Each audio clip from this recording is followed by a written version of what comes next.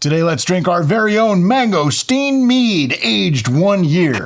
Welcome to the tasting room, where we drink adult beverages. I'm Georgetown. I'm Brian. I'm Derica.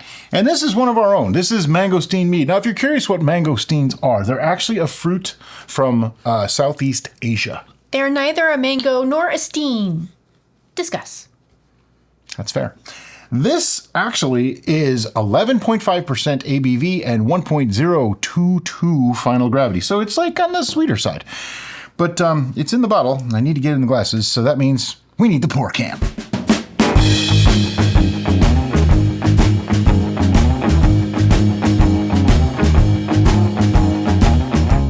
We're going to talk about appearance. However, it's just not that important. Color is more important to me than It's a beautiful color. It's a beautiful clarity. It's just beautiful. Yeah, it's like a light tea color. Yeah. But it's really clear. Everything about it looks really nice. And there isn't much good. No. There's just a light. I want to say this was one of the first ones that we... No. This was March 31st, 2025 to 5/14/2025. So this was bottled within 2 months of being made. That's very unusual. We don't do that anymore. It's nice. This was around the time that we moved, though, too. So we might have bottled this early because we were moving. Ooh, it smells really nice. Now, the mangosteen's supposed to have kind of like a tangy, sweet kind of flavor. It has that aroma for sure. Yeah, it definitely does. I definitely get honey. I think the mangosteen goes really well with honey. Yeah. Almost a faintly citrus. Yeah, it's like citrus flowers and honey. Yeah. Yeah, but the tanginess, what's that? More like almost a... Tangy. I don't know. It's like a white cranberry. Oh, yeah. Yeah. Kind of. Yeah. Anyway, you ready to go in?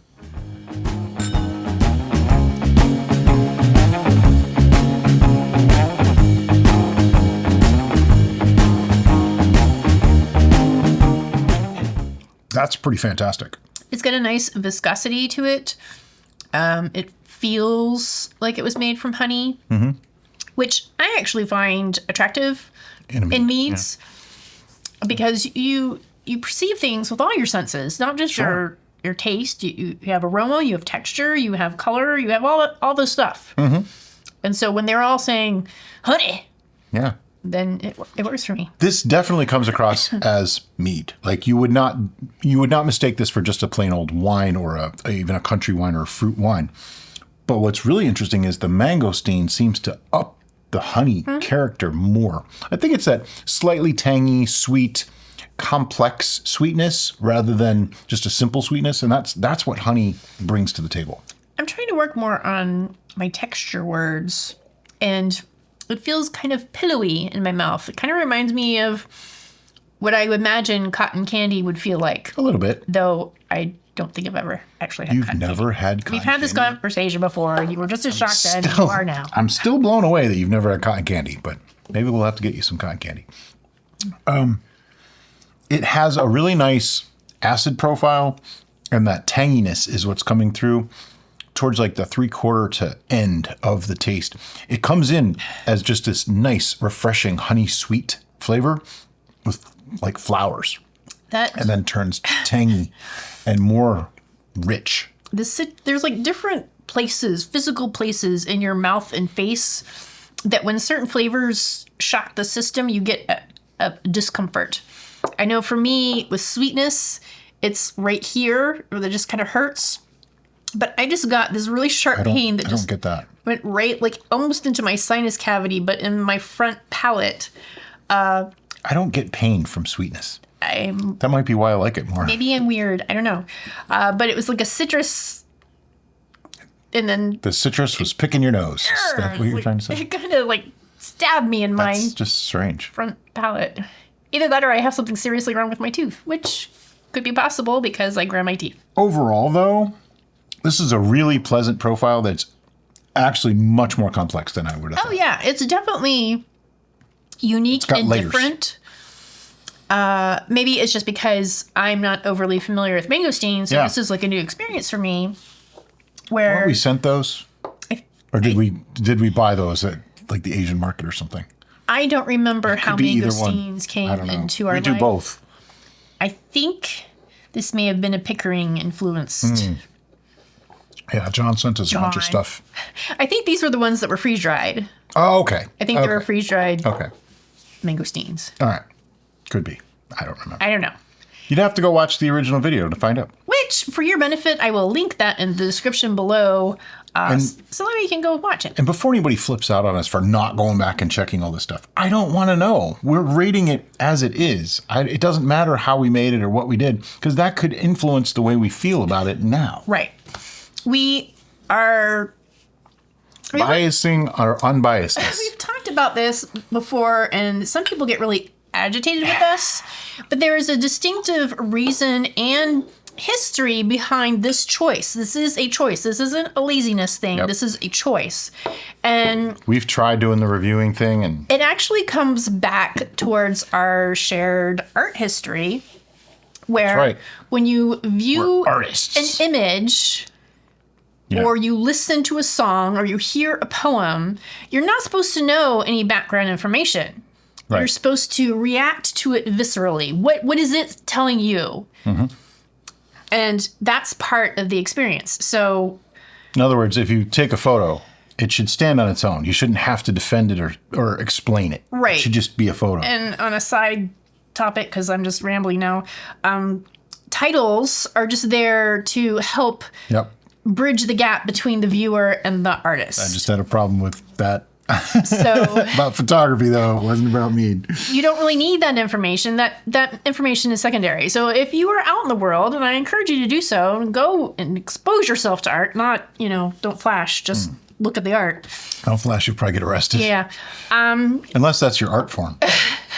You'll probably get arrested anyway, but could be an interesting art form. Experience the interpretive flashing. The image or whatever's occurring before you read the background. And then if it speaks to you in whatever fashion, then go ahead and read the title and the background and whatever information is given to you. And it might give you a different viewpoint. But I think you should experience it unhindered. And that's what we're doing here with this beverage. See, I'm bringing it back around. We just know it's Mangosteen Mead, but we don't know anything else about that because this was brewed a year ago. Right. Also, I'd like to point out that a lot of people have been saying this recently. I might have to do an unfiltered video about it. We're not drunk. We don't get drunk on camera, like, ever. This is the first alcohol either of us have had since yesterday. And you didn't even, you had a beer. I had a 4% beer yesterday after lunch. But still, that was yesterday. It's now 1 p.m. the next day. This is the first alcohol we're having. And we ate food, so come on.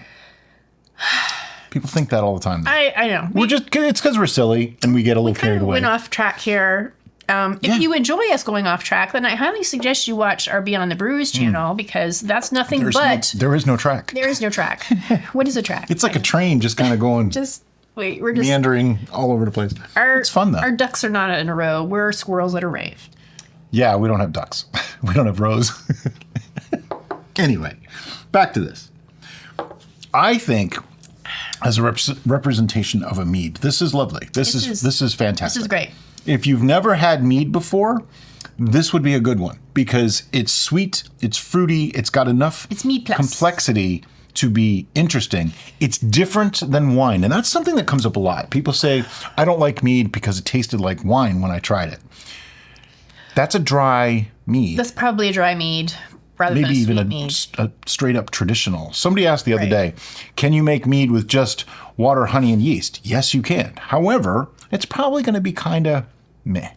This is kind of reminding me, since I'm wearing my Two Warriors t-shirt, of one of the brews that they made that we've found shockingly refreshing because we weren't familiar with the fruit. And that was the...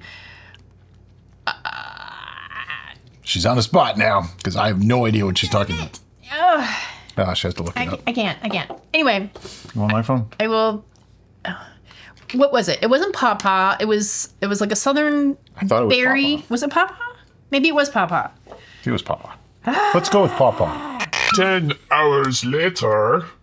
Mayhaw. It was in their Mayhaw Madness. And this is a limited edition release, so you probably can't get it right now on their store. But look for it because it was delicious. And it reminds me of this because it's mead plus but it's mead plus something unique, something But it's also different. something that blends well with honey. Yes. See, you can blend anything with honey. Yeah. But not everything is going to go well with it. Like, Right. these are very well supporting each other. Whereas, like, say, strawberry and honey, while they work together, they don't they complement rather than support. Right. They don't become a unified front. Right. They're This- like strawberries. this becomes unified. and honey. This is like I could almost convince someone that this was a traditional mead. Almost. Sure. There's a little bit more tang and a little bit more things going on, but I could almost convince somebody that this is a traditional. all right. So now that we've talked about all the things that we love about this, let's talk about some of the things that we are not fans of, if there are. There's a very slight bitterness, 3/4 and back. The tanginess overpowers it a little bit, but there's a bitterness there that happens sometimes. Could it be from mead? Could it be the alcohol coming through? Could it be an off flavor? It's entirely possible. So for me, there's aspects, which I've already discussed, that I really like, but some of the things are kind of fighting for mental room. Dominance. Yeah. And so my brain is getting a little angsty. Angy. Angy is angst That's and anger. Angst and anger all in one. Making all in words. one. Don't Because be angy. don't be angy. But unfortunately, this brew is making me angy. Because my brain doesn't know what to do with it. It's like, what? See the t-shirt now. Don't be angy. Don't be. What are you doing? I'm cleaning the bottle. The bottle's been sitting for like a year and you're licking the side of it. It's alcohol, so it's clean. Oh, okay.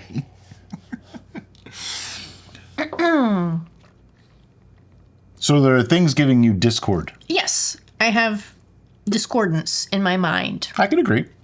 It comes in very, very sweet and ends kind of bitter. Yeah. To me, that lends to complexity. Yes. It's a little more bitter than I tend to like.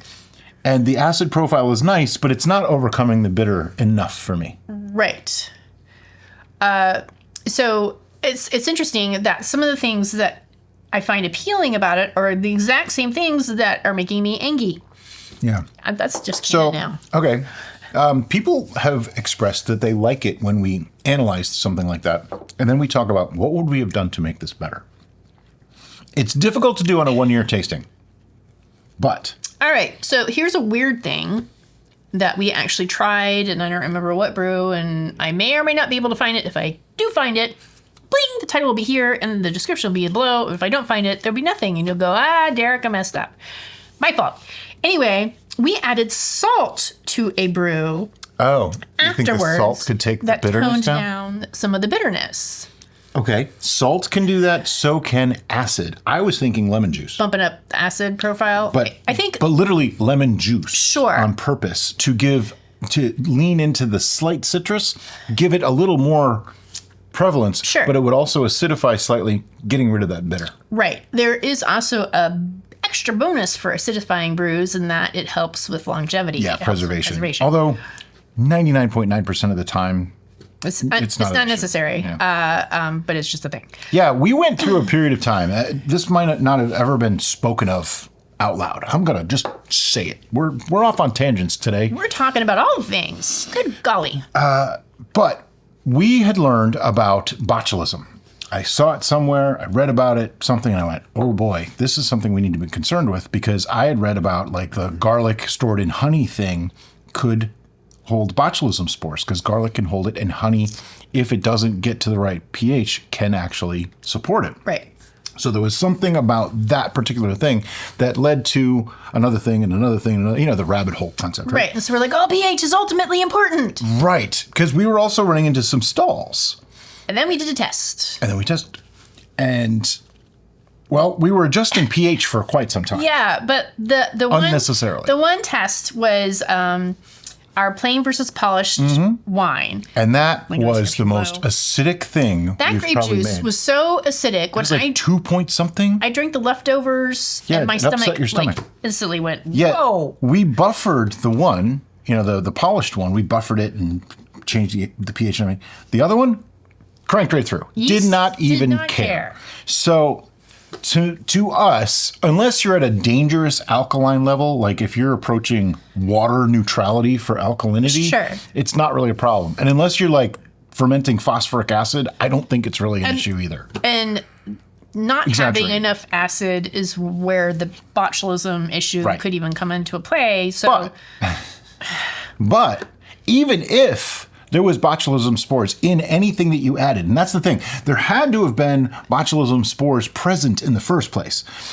Even if there was. more than likely, if you had an active fermentation, as fermentation is an acidifying process, they probably killed the botulism spores. And if the acidifying didn't kill it, the alcohol did. Yeah. Because they can't live in alcohol. So it's kind of a non-problem. Right. It's just a not problem. And that's why the garlic soaked in honey could be an issue. Right. Because there's no fermentation there. Right. Whereas- Because garlic can hold botulism spores. Whereas this, And there was something about alcohol. like the garlic released liquid that could reduce the effectiveness of the honey. And like there was all these little things that could happen. And it had happened.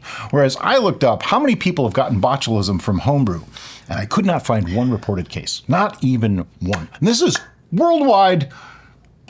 The Google said it. There's all right, none. now that we've said all the things, let's think about numbers for this particular brew. Oh, okay.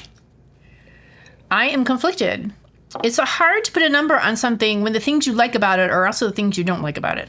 Well, here's something that I do, and I'm not instructing Derica. I'm helping you guys to understand where my brain goes when I start getting a score. Good luck with that. Yeah.